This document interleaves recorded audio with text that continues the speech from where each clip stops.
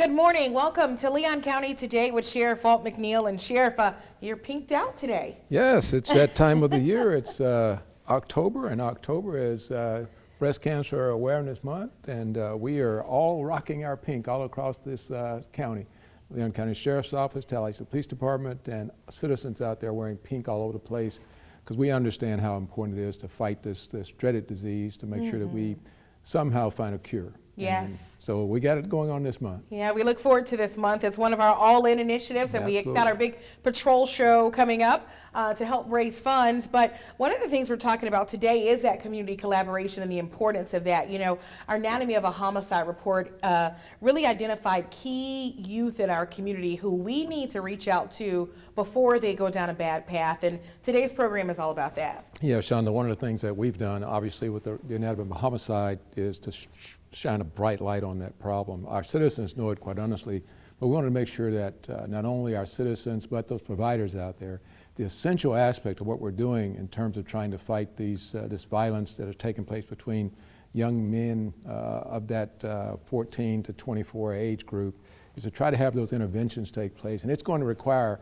all of our social service organizations pitching in with us and trying to find solutions and how do we reach those kids and those families where they are. And that's why this program here today is so important, that we get our partners engaged, get those organizations engaged that are out there delivering those services to kids.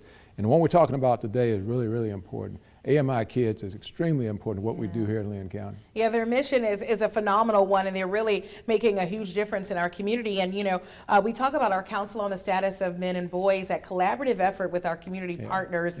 And these are the types of relationships that really do help to catapult that effort. Yeah, you know, when I worked at the Department of Juvenile Justice as secretary there, one of the major things we tried to do across the state was to emulate programs like AMI Kids, because we know if we can get those kids contacted with the right role models, with the right resources, with the right counselors, we can in fact turn their lives around. And there's so many success stories that have come out of AMI Kids that we want to scratch the surface of that here in Tallahassee and make sure we get those things to blossom so we can start impacting these kids in our schools and in our community. We've got to make sure we keep our kids in our schools.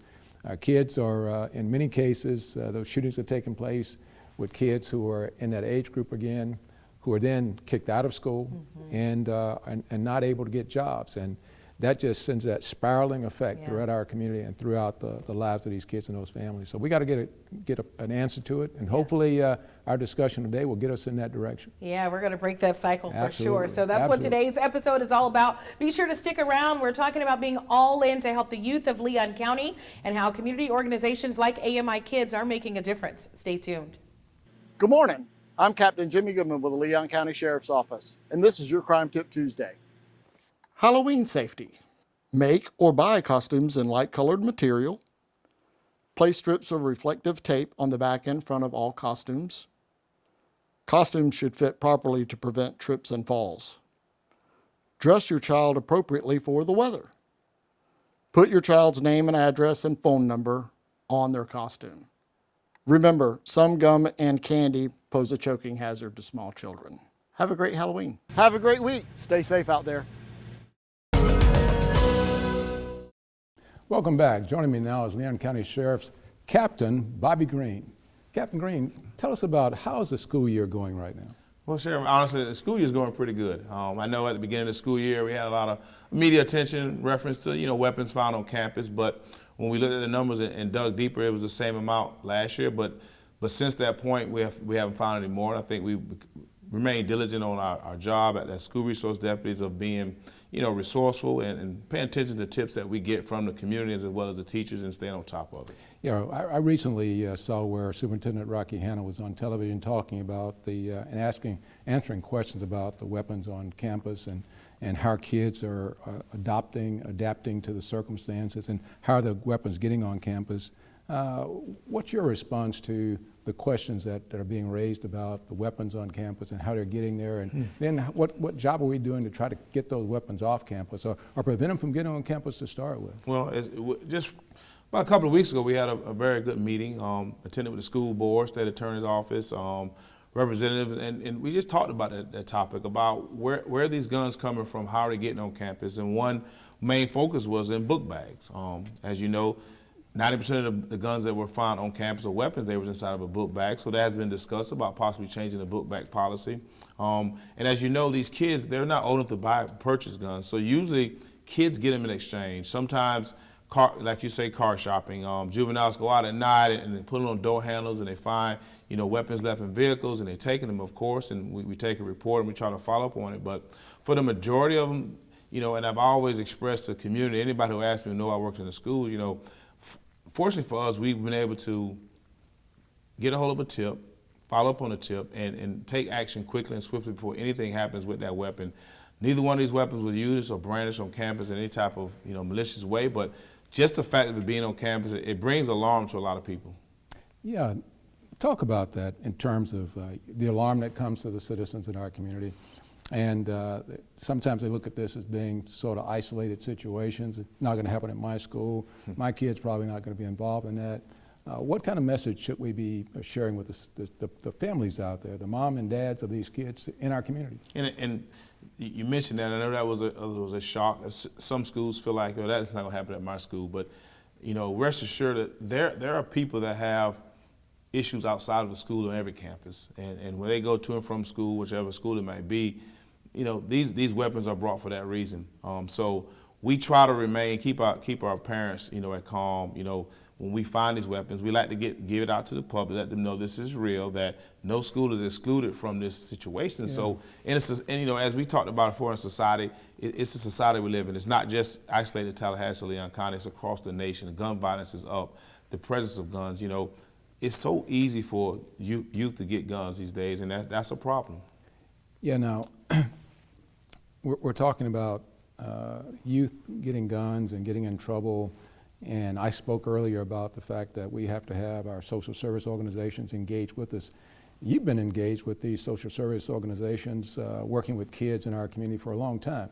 Talk about some of those relationships. Well, I meet a lot of people throughout my time. This is my second stint in school resource, and there's a lot of entities out there that's available, a lot of resources. And one of you spoke on AMI Kids, and the perception of AMI Kids is what they don't know. They don't understand what that program does. They bring in kids after school. They teach them culinary arts. They teach them all type of skills to help them.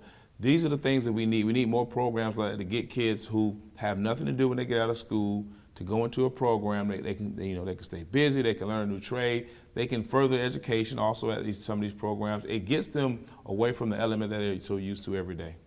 Yeah, what kind of message should we be sharing with our deputies and law enforcement about those relationships? What kind of role can we play with respect to those social service organizations? We can offer them. We as you know, at the Sheriff's Office, we have a SPIRIT program that has a database of numerous programs out there. So you put information in, and you never know what type of program this youth get hooked up to. Often we come in contact with kids on the streets, and in my time in law enforcement, my objective wasn't always to, make an arrest. I like to have a resource, and that's what our resource deputy do. So, parents often say, why you have to arrest them. Sometimes, by law we have to, but for the most time we like to give them an opportunity because they're youth and they deserve a chance to have a second chance.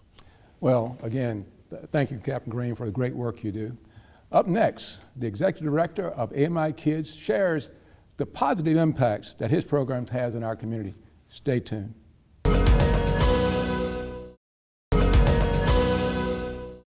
We're back with Mataricus Thomas, Executive Director of AMI Kids here in Tallahassee. Mataricus, tell us, what is AMI Kids all about? So AMI Kids is a nonprofit organization dedicated to helping youth develop into productive and positive citizens. Our mission is to protect public safety as well as impact as many youth as possible. So, and you've been doing this how long now? I've been with AMI Kids for about 6 years. Okay, so what do you see as the major challenge for AMI Kids or for our kids in our community?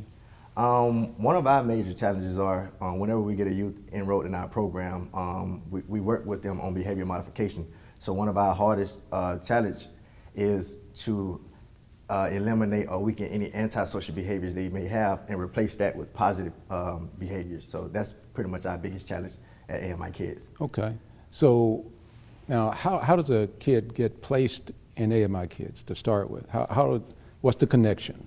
So we go out to schools to recruit youth. We speak with the guidance counselors at the schools, the resource officers at the schools. We also go out in the community. Anytime we go out in the community, we have our shirts on, and a lot of people just ask, what is AMI Kids and what do we do? And just the criteria for you to be enrolled in AMI Kids, any kid that's have antisocial peers, any kid that exhibit antisocial behaviors, school instability, family instability, if they're a victim of bullying, they qualify for our program. And Okay. they have to be between the ages of 11 and 17. Okay. So there are kids out there right now who are engaged in shootings and that sort of thing. What do you believe is one of the key factors in our being able to have those interventions with kids who are involved in shootings and guns? I think, especially with us, AMI Kids, we kind of work with kids because a lot of kids make their bad decisions when they have a lot of free time on their hands. So what we try to do is when we work with kids, we try to help them find ways to be more productive in their free time, whereas just being out in the community, doing things that they're not supposed to be doing. So that's one of the things we try to do, just try to help them with their decision making and help them to be more productive during their downtime. Yeah, Mataricus, one of the things that I've heard a great deal about here in our community is that we can't simply just deal with the kids. In this case, for us, it's dealing with men and boys. Mm-hmm. And what they've said to us is there must be engagement with families. So how does AMI Kids deal with families? How do you engage with families? So we do that as soon as a kid enters our program. So the first step we have to do is do an intake process. From that intake process, we're learning everything about the kids' history, family dynamics, and things of that nature. So that's where we get our first point of contact with the families. And then from there, every 3 months, we have to do an individualized care plan for each kid. So from that individualized care plan, we reach out to the guardian, reach out to the schools to make sure that we're putting the best plan in place to help this kid be successful. And we always invite our parents out. We also share when our kids do good versus when they do bad. So just including the family at all times at AMI Kids. Right. Okay. Now, one of the things that we pride ourselves on is trying to make sure that we have collaboration, partnerships, particularly for us, we partner with law enforcement agencies and with social service organizations like yours. How important is it for AMI to have partnership with law enforcement? Well, one of the things the Leon County Sheriff's Office has done is provided us with deputy board members. And from those deputy board members, we've been able to bridge the gap between our youth and law enforcement. So it's done a great job. Okay. Now, one of the things that we also talk about a great deal is it's not simply AMI Kids trying to do this by themselves and the Sheriff's Department trying to do it. What do you say to communities out there, people in our community, parents, mothers, sisters, brothers, how can they help as well? Just if you see a kid that is in need, any kid that you feel is at risk or one step away from making a bad decision that can get them in trouble, just refer them to AMI Kids, and from there we can provide services for that kid, whether that may be behavior modification, life skills. Even if a kid needs help finding a job, we can assist with that as well. So, just refer the kid to AMI Kids so that we can provide the services to them, and in return, it will, strengthen our community and make it a better place. Mr. Thomas, thank you so much for being here and for the job you do in our community. Just ahead in our Deputy on Duty segment, they're the first trained point of contact in an emergency. Local 911 dispatchers share why they chose the career. Stay tuned. In today's Deputy on Duty, we take you behind the scenes of the Consolidated Dispatch Agency. It is one of the most critical departments within Leon County. 911, what's the address of your emergency? When you dial 911, the CDA is the hub that connects you to all 4 emergency agencies: the Tallahassee Police Department, the Leon County Sheriff's Office, the Tallahassee Fire Department, and the Leon County EMS. The dispatchers have to perform the first line of triage in emergency situations each and every time they answer an emergency call. It's really hard sometimes for us to get the information we're needing, which is the pertinent information that the officers are asking us to get, or the deputies. Sometimes you get a call, you hear screaming in the background, and you're like, hello? Hello? And it disconnects, and you're like, okay, well, something's happening. So you try and get the location. The dispatchers must identify the most imminent threat and get accurate information from a caller as quickly as possible, and that includes your location. This is policy. We have to ask you these questions. We have a way to structure that to where when it's delivered to those officers or those EMTs or those firemen or those deputies, they know exactly what they're coming for. And what you don't know is that units may already be on the way to your location. The dispatchers save first responders precious time at the scene by asking all of those questions before they get there. We do understand that what you have going on is a dire emergency, and we're here to help you. But when the dispatchers hang up, specific calls can haunt them for years, and most of the time it's those calls involving children. It was of a child that was having a hard time breathing and was choking on something. And so I had to sit there, and I was like, I had a child at the time. And I'm like, what if this was my child? So you have to sit there and try to get those thoughts out of your head at the same time and just, I gotta focus on this caller. And sometimes, because dispatchers do feel a connection with the person in trouble, they never get closure because they don't always know what happens following the incident. There's one call that I took with a 2-year-old that had been dropped off at a fire station. He was no longer wanted or could be taken care of by his family. And out of all my years of doing this, I've never let anything personally impact me in that way, but I actually went as far as to try to adopt that child because his story was personal. I'm not gonna talk about it because I'll cry, but his story was, it was personal for me. And it's that type of compassion and dedication that keeps these dispatchers motivated. They know they're making a difference in the lives of Leon County residents. But in the end, it is all worth it because you're saving somebody's life. Like, everybody cannot do that. And to be able to do that from a position where I don't have to physically be there, they need to know that you're like a hero when you come here. And that's why the men and women of the Consolidated Dispatch Agency is the focus of this week's Deputy on Duty. I'm Angela Green for Leon County Today. Welcome back to Leon County Today with Sheriff Walt McNeil. And Sheriff, we talk about October and all the awareness. One of the things we're doing is in collaboration with the Salvation Army. We're talking about our Socktober collection drive of new socks and underwear for the homeless. And this is what it really is all about, is making those connections in the community. Yeah, it's about community. It's all about all of us pitching in. We have so many needs across our county and across our state and across our nation for that matter. And just think about the horrific things that have taken place in South Florida. There's so many people and so much need. And those of us who are where we're in a position where we can do something, we should certainly try. Yes, and you can learn more about Socktober by logging on to leoncountyso.com. And then, of course, Sheriff, it was so great learning more about the AMI program and all the great things they're doing. Yes, I am so excited. I'd forgotten all about AMI kids. I go back a long way towards working with those folk when I was in juvenile justice, and to know that they're still alive and thriving and impacting our kids. I think they have a capacity of 15 kids, I understand, at one time. And so we can certainly get some business going that direction, trying to get our kids off our streets here in Tallahassee, Leon County. That's what it's all about, being all in. That's it, absolutely. All right. Absolutely. Thank you, Sheriff, and thank you all for joining us for another episode. We will see you back here next week.